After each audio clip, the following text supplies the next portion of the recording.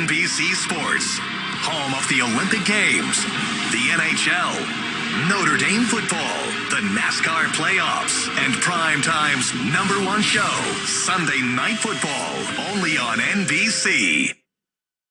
Wide open out there in the flats. Easy. To the house for the go-ahead score. Touchdown, Titans. Aaron Donald breaking through. Caught. Touchdown, Kittle. Don't stop, keep going. Don't stop, keep going. Right up the middle. 94 yards. Touchdown, Atlanta. Amazing. Congratulations, Matthew Stafford. Touchdown, Minka.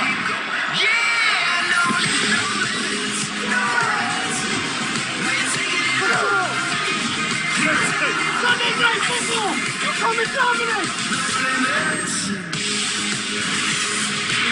Well, Sunday Night Football is back in the beautiful Bay Area. It's a matchup of the last two NFC Super Bowl representatives. The schedule's been pretty kind so far, right? For Jared Goff and the Rams. Still, they're 4-1, trying to chase down Seattle atop the division. Hasn't gone nearly as well for George Kittle and the 49ers. 2-3, blown out last Sunday by Miami, trying to bounce back tonight. It's all California, Los Angeles, San Francisco, in Santa Clara, on Sunday Night Football. And as always, we get you going with Football Night in America. Welcome in, everyone. Mike Tirico, Chris Sims, Tony Dungy, Rodney Harrison, Mike Florio, Chris Collinsworth, Jack Collinsworth, Liam McHugh. I think I name-checked everybody's going to show up on the show here. Got it. The next hour and change. So, guys, it's been a weird season, right? I feel like we're getting a flow of what is going on in the NFL. Who's good, who's not good. I want to get to that in a minute. First, I want to know what you saw. What's the best thing you saw today? Best thing I saw was Big Derrick Henry. He is rolling, had a great game Tuesday night, great game today. Touchdown, game winner, also a 94-yard touchdown. He is a man. Well, full highlights of that wild one with the Texans in a bit. I want to go fast talking, quick throwing. Phillip Rivers. The Colts were down 21-0. There was real concern, but they come back against the Bengals. Rivers was the best he's been with the Colts. We'll have those highlights coming up, Rodney. And for me, Mike, congratulations to interim head coach Raheem Morris getting his first win. The Falcons started fast. They finished, and it was good to see Julio Jones back. 2 touchdowns. Congratulations, coach. And how about the Denver Broncos going into New England and getting the biggest win of Vic Fangio's 2 years with the team? I spoke to him after the game, though. He's not happy. They need touchdowns, not field goals, if they're going to have a chance to get the Chiefs next weekend. One of the best things I saw today, guys, was the Pittsburgh Steelers defense. It's back. It's the best in football. Turnovers, hitting the quarterback, stopping the run. They put a stop to that Cleveland high-flying show that we've seen so far this year. They shut that down pretty quick. Guys, let's just take that step back because we had no preseason, right? All the COVID delays and stops and starts. I feel like we're getting a feel for what's going on. I'm going to project Tampa winning the game against Green Bay, okay? That'll give us a dozen teams with 4 or 5 wins, and another 10 teams with no win or 1 win. So are we starting to see who's who here in the league? I think we are. I think we're starting to see kind of the cream of the crop rise to the top. And, Mike, the one that jumps out to me is just in the AFC, but in particular. When you think about the Titans, the Steelers, the Chiefs, the Ravens, wow, undefeated, and they're really complete football teams that can kind of do everything. They don't have a weakness to their roster. And you talk about elite teams in the AFC. Right. You didn't mention the Patriots, No, I did you? didn't. No. And you're right. They are not playing good football right now. We're not used to a lot of reasons it could be, Mike, but the biggest one to me, very poor offensive line play right now. Good point. Coach, I don't recognize this Patriot team. I just don't recognize them. The last 2 weeks, the mental mistakes have started with Kansas City, and then you saw today their wide receivers can't create separation. They can't get open. They can't run the football. They got injuries everywhere. I tell you this, I wouldn't want to be one of those guys in that meeting tomorrow morning with Coach Belichick. He's not going to be a happy camper. And they're going to have to get to work, Rodney, because they have San Francisco coming in next week. Speaking of the 49ers and back to our game, what a brutal run here for the Niners. We told you they're a little behind the 8 ball in the division. Look at this schedule. It's the Rams in New England and Seattle and Green Bay, at New Orleans, then the bye, and you get welcome back with the Rams again in Buffalo. That's not a good outlook for a team already under 500. Let's get more on that. Send you out to Santa Clara and bring in Liam McHugh and Chris Collins. Where are you guys? Oh, we're in a perfect place given what's going on with the San Francisco 49ers, Mike, because as you mentioned, 2-3 off a brutal loss. That schedule staring at them. They need a little serenity in their lives. They need to be right here, the Green Roof Garden. way atop Levi's Stadium, The Chris. sea of tranquility is where we are, yes, and nobody in the stands. It's just a bizarre feel to come to a football stadium, stand in a garden, and overlook an empty stadium. It's the perfect place.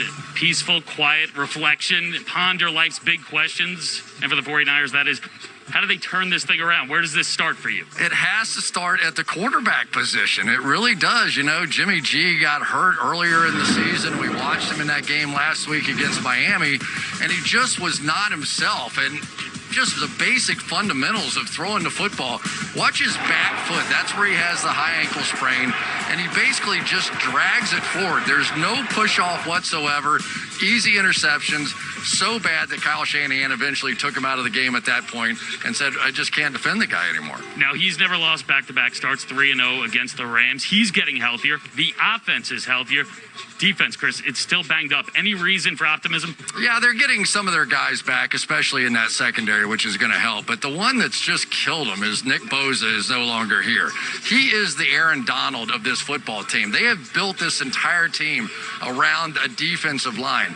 And now when you look at it without him, without Richard Sherman on the back end, you have sort of the intellectual resource on the back end. You got the physical resource of spectacular play of Nick Bosa on the front end. And it just hasn't been the same. So a little bit of optimism, but still obviously some huge holes. You know what? They need to soak up this tranquility. So do we. We should walk around here. I'm going to bring Al up here. Garden. I think it'll help Al. I think Al would really enjoy it. Crystal clear night here in California. We have a great matchup for you tonight. Much more to come on Football Night in America.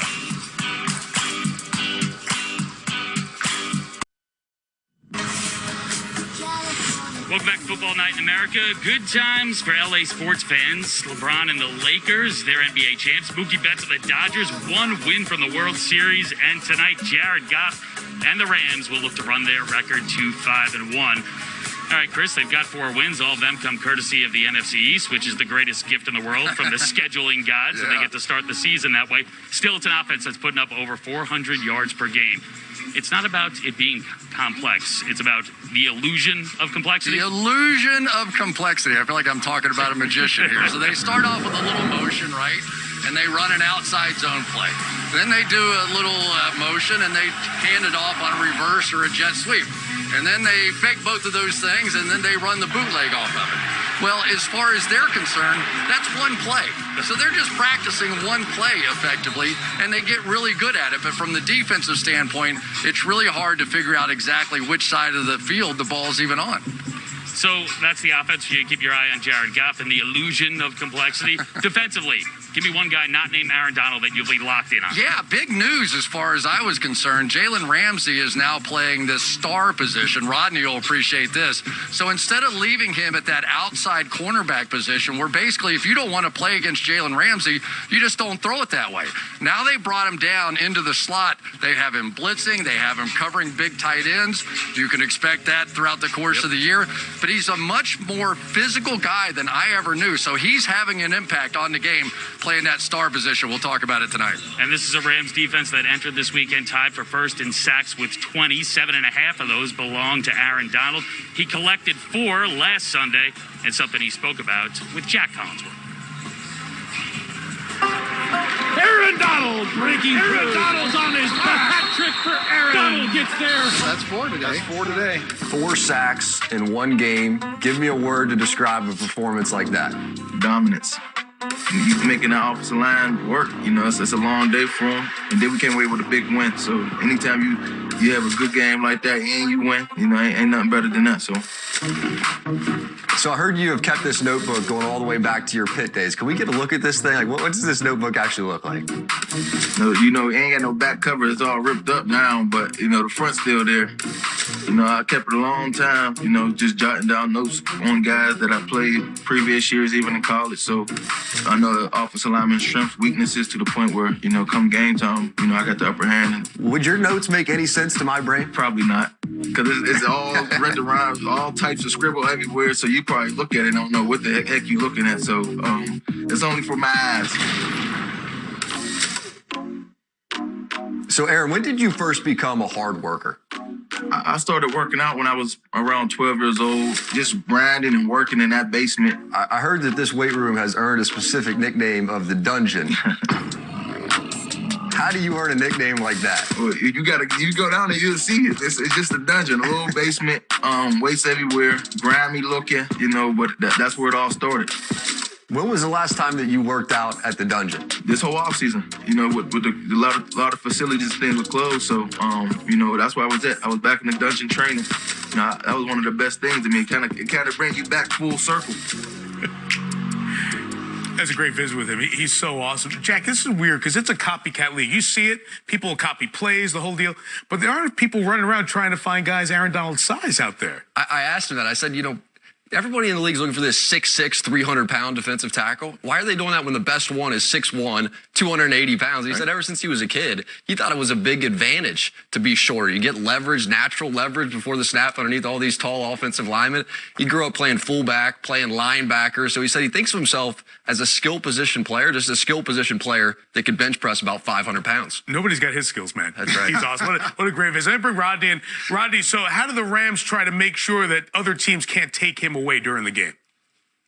Well, Aaron Donald is the best defensive player on the planet. He reminds me of a former teammate of mine, Junior Seau, because he's so relentless. But when you're that good on defense, you're going to draw a lot of attention. He gets a lot of double teams. So what the Rams try to do is they try to include that fifth rusher, whether it's a middle linebacker, and really great job right here by this middle linebacker influencing the center to try to create that one-on-one matchup for Aaron Donald. And we all know that Aaron Donald can't be blocked one-on-one, but it also allows the safeties and the linebackers and the stars and the nickel guys in the secondary to play a lot more aggressive and take chances. I like it. I like you and Jack talking ball. We're going to get a bunch of that coming up. Starting tomorrow, you can watch Rodney and Jack, their new weekly show on Peacock, our streaming service, breaking down everything that happens around the league. It's called Safety Blitz. So Rodney's the star of the show, I guess. I don't know. So, Jack, you're on for the ride. Let me just say this. Yeah? Let me just say this, Mike. I am so excited to be with Jack and not his dad, because I get a chance to hang out with the smart Collinsworth. Feelings mutual all the way around. And any time a safety blitz is called, I'm just glad I'm on Rodney's team. Let me leave it at that. Amen to that. 6 o'clock Eastern, Peacock debuts tomorrow. Guys, look forward to it. Thanks, Jack. Check in with you next week. Deebo Samuel's week 3 back for him.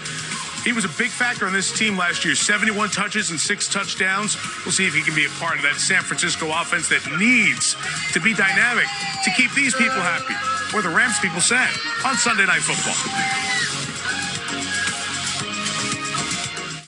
Looking to throw it. Looking to throw it. Third touchdown for Odell Beckham Jr. When you come in against Derrick Henry, you better go low.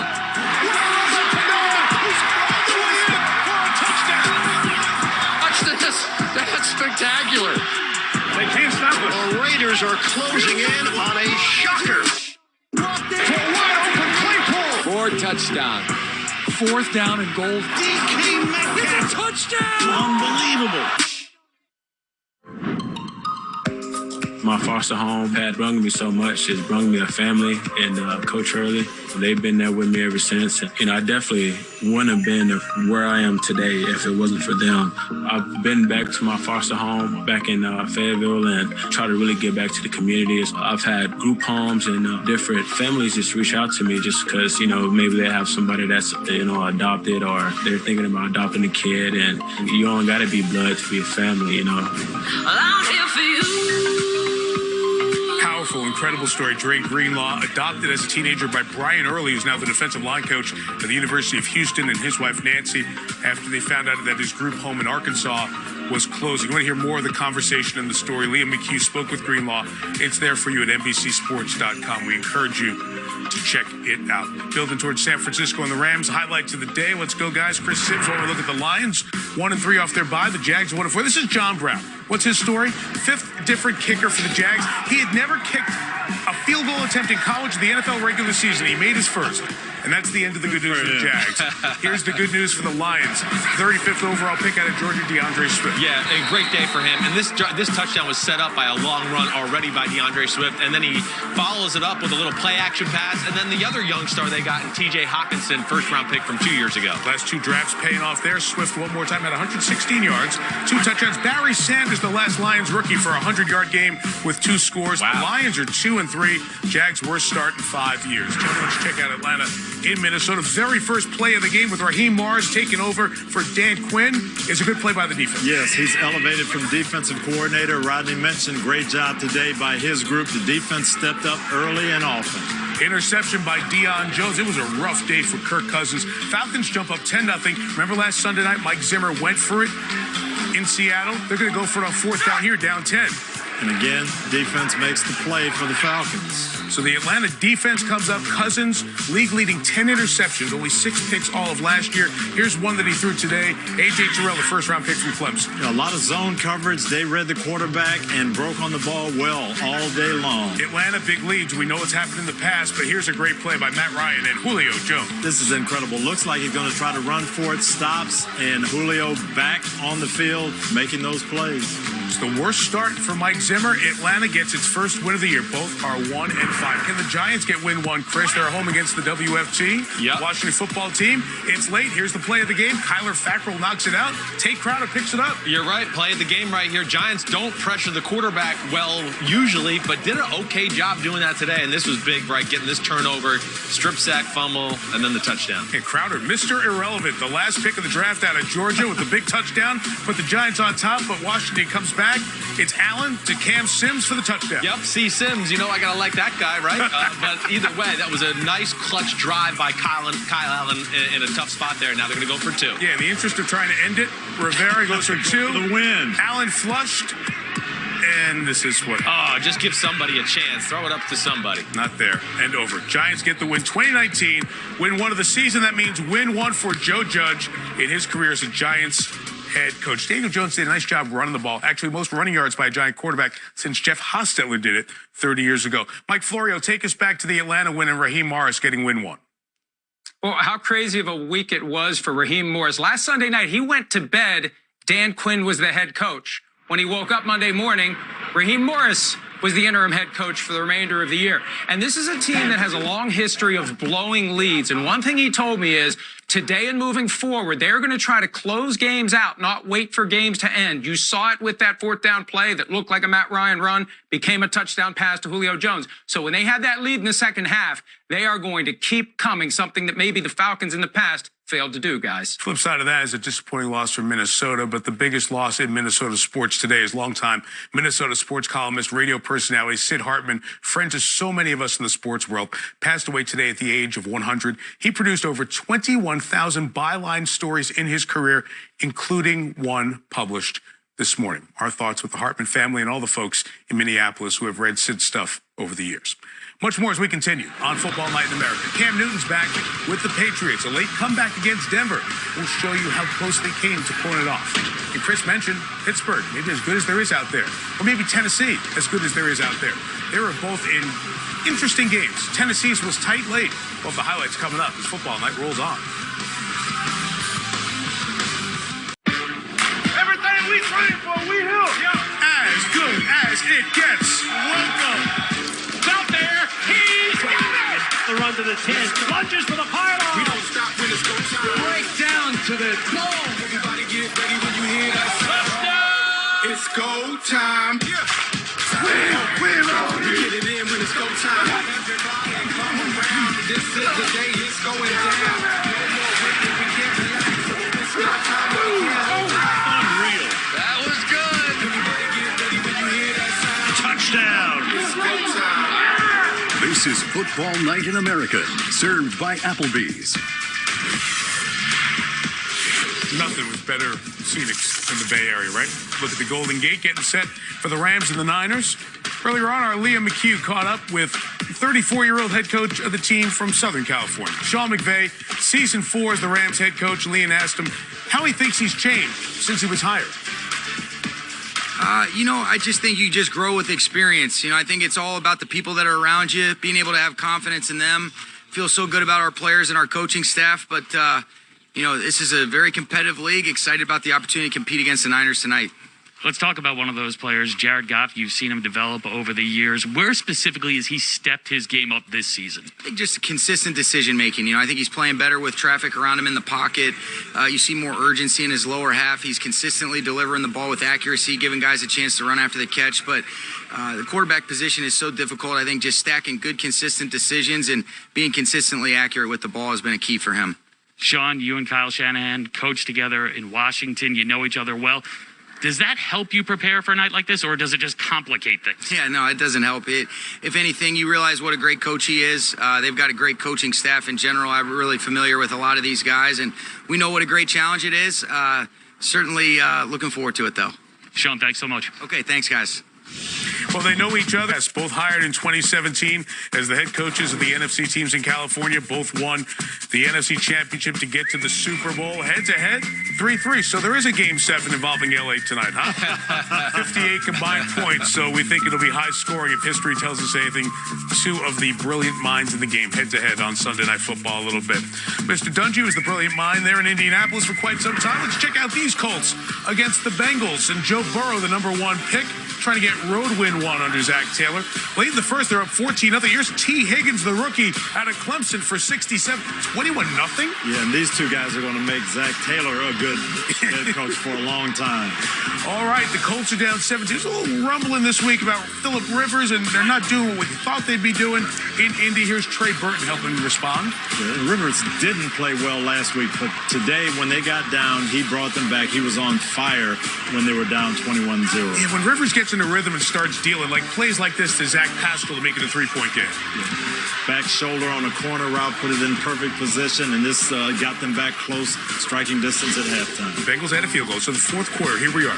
It's the Colts, down 6. It's Rivers, Jack Doyle. This is in a perfect spot. Another beautiful throw. To make it 27-21 and put the Colts back on top. 28-27, I should say, after the extra point. So now the Colts extend with a field goal. So that means Burrow and company need a touchdown. He's looking for Tyler Boyd, picked off by Julian Blackman. Yeah, this is one he just didn't see that coverage coming. And Rivers responds to the critics with a 4-point comeback win. This is new for me, being in a new place, and so everyone wants people to be excited about, that you're here and things like that. That's not what's driving me, but you want that, of course. I mean, when you play like you played last week, you're not going to get it. And that's understandable. I mean, there's been a lot of really, really high-level quarterback play here for a long time. So standards set pretty dang high. Yeah, they've won 4 of their last 5. They hit their bye at 4-2. We welcome those of you who watched Tampa Bay beat Green Bay by 28. Bunch of highlights, and then Sunday Night Football. 49ers Rams coming up. Stay with us right here on Football Night in America. Good Hands Playbook, presented by Allstate. Start time rise to the night time, right? Let's go, boys. Let's go win it. Or we're playing? Kittle makes an unbelievable catch. 30 cup. See ya! I love that. Man, I love that.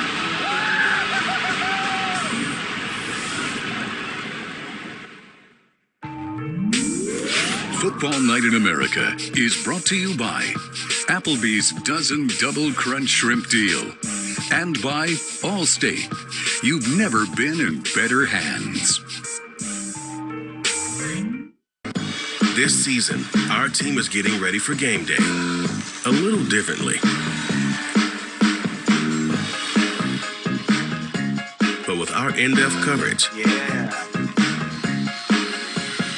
and live updates of all the action, Looking good, Dad. Here we go. Our Sunday night crew is ready to put the home in home team. There we go, team. Where's the pizza? This is Football Night in America, served by Applebee's. As usual, beautiful night out in the Bay Area. You look at Ocean Beach, the Golden Gate in the distance, down the road a piece in Santa Clara. It's the Rams and the 49ers. We get you set for Sunday Night Football. Glad you settled in here on Football Night in America, along with the fans of the Niners who want to see their team get it turned around and in a hurry. They're last place in the NFC West at 2-3, the team that went to the Super Bowl to represent the conference last year. Before we get to that game, more highlights. Chicago and Carolina. Mr. Sims, come join me here. Teddy Bridgewater, first drive of the game. Bears defense all over it. That's what this Bear defense does. This was a defensive struggle, and the Bears are starting to play very smart football where they're playing through this great defense and not taking a whole lot of chances on the offensive side of the ball, Mike. Short field, Nick Foles got Cole Kmet. That's what he does. I mean, first off, Nick Foles under pressure, but we've seen Cole Kmet at Notre Dame. He is a big red zone target. I think we're going to start seeing him more in those situations. His first. We've seen a lot of Khalil Mack. Here he was messing up Bridgewater's day. Oh, yeah. Well, Khalil Mack's mad. People haven't given him respect lately. He's reminding us that he's still one of the best pass rushers in football. Building. Bears built a big lead. 20-6, as a matter of fact. We're into the fourth quarter. Bridgewater bringing them back a little bit to DJ Moore. This is pass interference. It is pass interference, but if you got one-on-one downfield with DJ Moore, Robbie Anderson, they can scare people. And yes, this was clearly holding. Get the pass interference, sets them up at 1st and goal in the 1. Good look in from the official in the back. So they're down on the goal line. And where else have they gone lately with no Christian McCaffrey? Mike Davis, he's been solid the last 3 weeks. He really has. Mike Davis has done a great job filling in for Christian McCaffrey, not only in the run game what we saw there, but been very good in the pass game as well. And the in-sync drink on the bench as well. All right, fourth quarter, 7-point game. Chance to come back. Bridgewater picked here. DeAndre Houston Carson gets it. Yeah, well, this is 2 weeks in a row. We've seen this Bears defense come through at the end of a football game and close a team out. I'll say 4 sacks, 3 takeaways. More on the Bears in a minute. Baltimore, Philadelphia. Tony Lamar Jackson and the Ravens opening drive buy-in time. It's a Sunday, so of course he's going to find a tight end for a touchdown. And you aren't supposed to be able to do this in live football. You do this in video games. Madden, stop and throw like this. That's unbelievable. Nick Boyle on the business end. The great footwork as usual by Jackson. Eagles in another hole. Really? 17-0. Trying to get on the board. Carson Wentz. Miles Sanders. Oh, man, come on. Got to get that. Turned the wrong way. Just a little bit off target. 4th and 1. You know what that card says? I'm Doug Peterson. I'm aggressive. I'm going for it. And the defense stops. The Eagles had a really poor first half on the offensive end. Yeah, Wentz usually makes it on these sneaks, but the Bears defense bowled up and stopped them. Baltimore looked like they were in total control of this game. 17-6. Here's Jackson. Now he's going to take off, and it's 24-6. Yeah, again, they were in total control. Defense pressuring the Eagles and Lamar making these type of plays. 108 rushing yards for Lamar. We kind of moved this off our radar, but it's back on our radar now. 30-14. Wentz on the roll. Fly it up top. Oh, it's your guy, Tony, Travis Fulgham. Yes, and the Ravens continued to blitz. They found Fulgham on the one-on-one situation. Go for 2, get it. 8-point game. Philly gets it back. Going to try to punch it in here, and they will with Wentz 30-28. Now a 2-point conversion for the tie. What happens? Well, they come after them again. We'll break this down and show you exactly what happens, but a big stop by Matthew Judon. 30-28. Baltimore gets the win over Philadelphia as the Eagles stick on 1 win. Simplify the game, powered by Microsoft Surface. Here's the show and tell, guys. All right, Coach, let's check it out. I got my Microsoft Surface. Yes. I'm ready to coach them up again here. But let's check it out. Let's look at this 2-point play and look exactly what happened with the Ravens, who got a bunch of people at the line of scrimmage. Yeah, we saw Matthew Judon make the play, and it's a blitz. They've got a running play called here. Carson Wentz has to figure out if Judon is coming, and he should know by all this man-to-man, right, Chris? Yes, he should. So when some motion goes, this is when Carson Wentz should go, wait, Matthew Judon on the top here, he could be coming after me, and I'm not sure if me keeping the ball here on the read option is necessarily going to be an open play. And as we see here, as you let the tape roll, that the Ravens are not at all fooled by this, and they are attacking Carson Wentz and the mesh point. Yep, and for the dive back, Matthew Judon for the quarterback. There's no place to go. Carson Wentz should have seen that, got to another play. Peculiar call, really. I don't understand that. The Ravens had people at the line of scrimmage all game long, Mike. And Philadelphia is now 1-4-1. The only win was at San Francisco that Sunday night or a few weeks ago. Rodney, I want to go back to a highlight earlier in that segment. The Bears, with the Green Bay loss that a lot of you folks watched, the Bears are now in first place at 5-1. They don't feel like a first-place team, but what is working right now for Chicago? I like the Bears, man. A lot of people, they don't believe in the Bears because of their schedule, but I look at the Bears defensively. They're doing a great job of keeping them in games, creating turnovers. Offensively, they need to be able to run the ball a lot more consistent, but also make big plays down the field. But when you have Nick Foles, you're going to always have a chance, as well as that defense, Mike. We'll have answers. You saw that schedule includes the Rams, who are coming up next, coming up on Sunday. And, of course, there are 2 games with Green Bay, including one on NBC Sunday Night Football the Sunday after Thanksgiving. Jimmy Garoppolo struggled with the ankle last week. Is he healthy? Is he better? We'll find out. 49ers Rams, Sunday Night Football, coming up in a bit. Simplify the game. Powered by Microsoft Surface, the official sideline technology provider of the NFL. This is Football Night in America. It's go time. Served by Applebee's. Sunday 6 NFL season. Here are the headlines. We are down to 3 undefeated teams. Seattle's won. Tennessee stayed there in overtime. Derrick Henry, 2 touchdowns, over 200 yards. Pittsburgh is the other undefeated in the AFC. They ran into Cleveland, the best run game, and they smothered the run game and the pass game with a pick by Minkah Fitzpatrick. Full highlights of Pittsburgh and Tennessee's victories coming up. And Green Bay knocked from the ranks of the unbeaten. They were up 10-0, looking comfortable in Tampa. Rodgers threw a pick 6. Momentum completely swung one-sided the rest of the way. We'll break that down for you coming up in a minute. Let's get back to the highlights. Jets are now the only winless team in the NFL. Here they were in Miami against their old QB, Ryan Fitzpatrick. Tony, he finds Preston Williams early on. And Ryan has been playing really, really well these last 3 weeks. Great throw there on the slant, getting it in. All 7 Fitzpatrick kids, they're happy. And they're fired up. They're winning. This is the Jets' day in a play. Yeah, Miami defense was all over the Jets. They got absolutely nothing going on offense. Joe Douglas, the GM, 10 more of these to go. Adam Gase, former Miami coach, certainly on a hot seat as the Jets coach, only scoring 12 a game. It was Tua time. The debut of Tua Tagovailoa completed both of his attempts. Yeah, get used to this, Miami fans. You're going to see a lot of this in the future. Not right now because Ryan Fitzpatrick is playing well, but Tua is going to be great for you. Yeah, look at Ryan. What a support. What a perfect guy to show him the ropes. And for the Jets fans, appropriate for 2020, covering their odds. Cam Newton and the Patriots. Cam back after missing the start with COVID. He returns against Denver. Rusty early here. Very rusty. I mean, here just a tip pass. Great play by Shelby Harris, but this was kind of a sign of things to come early on for the New England offense. Deshaun Williams, the pick. Remember, he missed a game, limited practice this week. Only a couple of practices for the Patriots.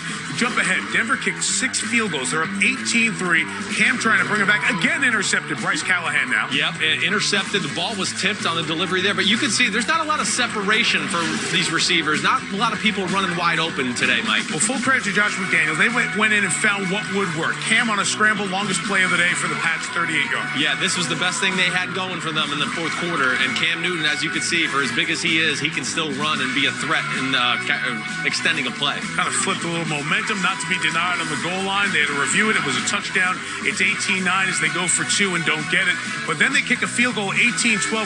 Chris, I thought Denver made some play calling mistakes here. Well, they definitely did. Drew Lock had already thrown an interception that led to New England points, and now they leave it to the young quarterback once again. He throws the ball into double coverage, and you're going, uh-oh, are the Patriots going to come back and win this? They're starting to, and they're really dipping into the bag of tricks with Edelman on the double pass. James White. Who has more trick plays than New England? I mean, they've won all these Super Bowls, and they practice them consistently and bring them out at just the right times. And here's another one, Mike. Yeah, it's working. Let it work again. Edelman one more time. It's Cam as the receiver. You want to tackle him on the edge? Good luck. So a 12-play drive. It looks like New England may pull this one out. They're in great shape. Locke, who came back from his injury, he watches on concern, but they heated up, and here come the Broncos on the defensive end. They heated up. They were not going to let Cam Newton run and beat them, and that's where our coach and I, we're going to break this play down in a second. All right, Pats are 2-3 for Belichick and company. Worst start since 2001.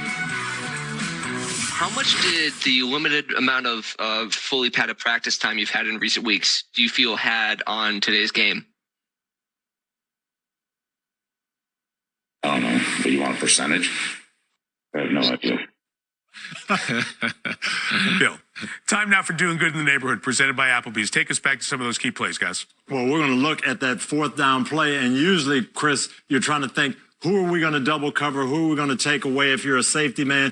These 2 safeties, you know who they're going to double cover? Cam Newton. That's right. They're going to come right in here. They're going to heat it up, bring the house so that he can't have a running lane.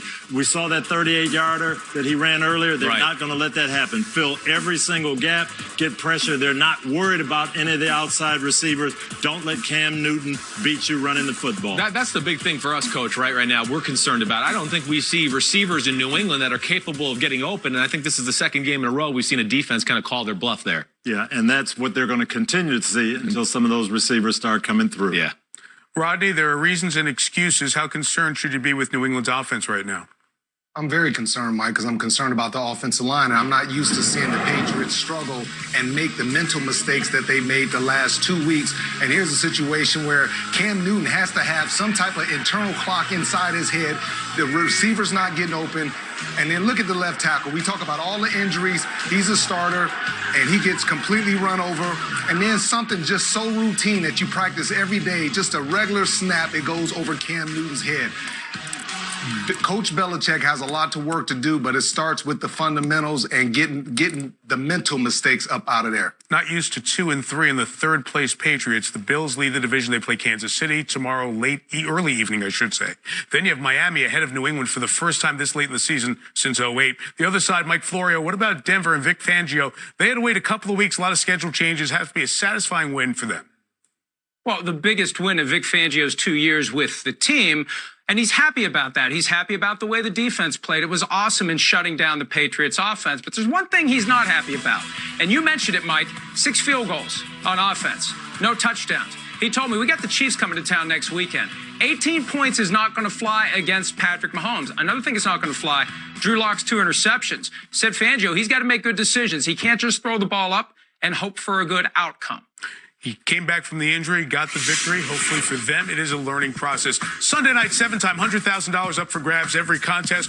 Chris Sims, how's George Kittle going to do in the receiving yard category tonight? Well, you know Shanahan's going to have some plays dialed up for him, but the Rams and McVay know that as well. And they got Jalen Ramsey who can cover Kittle, so I'm going to go 80 to 99 yards. Has a good night, but doesn't necessarily, go off and blow us all away. All right, we'll find out. Make your picks on the NBC Sports Predictor app and take Sims' advice, or just leave it on the side of the road, which sometimes we do. Football Night continues after this. Thank you, Mike. You're welcome. Doing good in the neighborhood. Presented by Applebee's. 5G ultra wideband. Now in more and more cities. They meet week 12, they meet week 6. Rams 49ers. Sunday Night Football 6 minutes away. But first, we have the best of week 6. Brought to you by Verizon. The 5G America's been waiting for. Chris and Tony, let's do it. Tony will start Pittsburgh. Big AFC North matchup, all Steelers. Yeah, dominating defense, turnovers, takeaways, pressure. They cooled off a very hot Cleveland offense. Browns are 4-2. Pittsburgh is 5-0. To Foxborough, Chris, the Patriots were down 18-3, got within 6, but come up just short. Yeah, and the sloppy game. We're not used to seeing New England play this way, and people getting open downfield for Cam Newton is a real issue. Worst start since 0-1 for the 2-3 Pats. Denver gets the victory after a couple of weeks of preparing for that game. They're 2-3.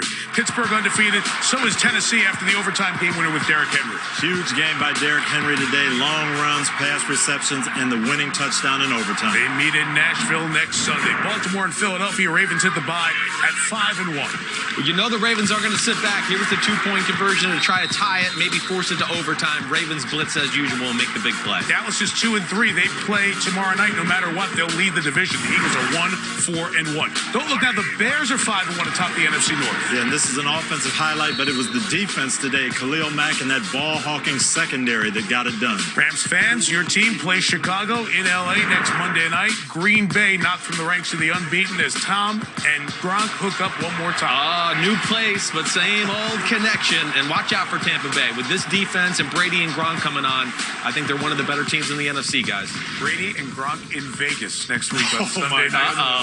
Sounds that weird. could be something. That's the best of time now for your home team picks for tonight, brought to you by Lowe's. Liam, you get us going. Yeah, Mike, I'll start with America's pick. America is on the Rams 72%. The 49ers, they are 2-3. They have that brutal schedule ahead. This would be the type of night where they would love to see all of these seats packed, have this place loud, have it rocking so that they could get just a little bit of extra juice. That's just not the case. The reality of the situation is they are very banged up still on defense, Mike Florio. So I am taking the Rams tonight. I can't get away from the feeling that whatever I do tonight, I'm going to be wrong. So I'll just take the team with the better record and go with the Rams, Rodney. Mike, I'm going with the Rams. I think Robert Woods is a top 10 wide receiver, and they have to do a better job of tackling in the secondary. I'm going with the Rams, Mike. All right, 49ers Twitter may dangerously lurk here. I'm going to go Rams too. You are? Okay, I thought you might try to be that lone horseman there again. better be All right. one out of you two. I'm going the Rams. You are Sorry. too? I know. I'm going off my buddy right now. There's just too many injuries. They're too inconsistent, the 49ers. No, everything points to the Rams. 49ers have been banged up, but I think that championship heart is going to come through tonight. And I also think Kyle Shanahan, get back to your roots. Run the ball, use Deebo Samuel, power it in there, George Kittle, but running football tonight, and I think the 49ers come out with a win. Can you do that against Aaron Donald? That's the what we're going to question. see. You better run against Aaron Donald. You don't want to sit there and pass. No, they got some backups there on the interior part of the offensive line. Coach is right. They don't want to drop back and let Aaron Donald ruin the game. After what we saw from Jimmy Garoppolo last week, he was immobile, ineffective, pulled. What will he look like early on? We'll find out. There were your hometown picks brought to you by Lowe's. And Tony, he could save all of us from Twitter embarrassment later on tonight. We all go on the Rams. It usually means the Niners. I hope you lose, Coach.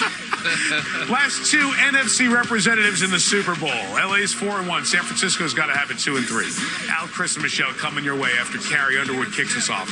Thanks for joining us. We'll see you at halftime. Enjoy Sunday Night Football on NBC.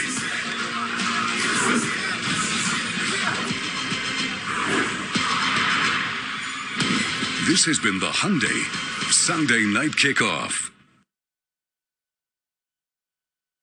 Spanish language audio provided by Telemundo Deportes, or watch tonight's game in Spanish on Universo.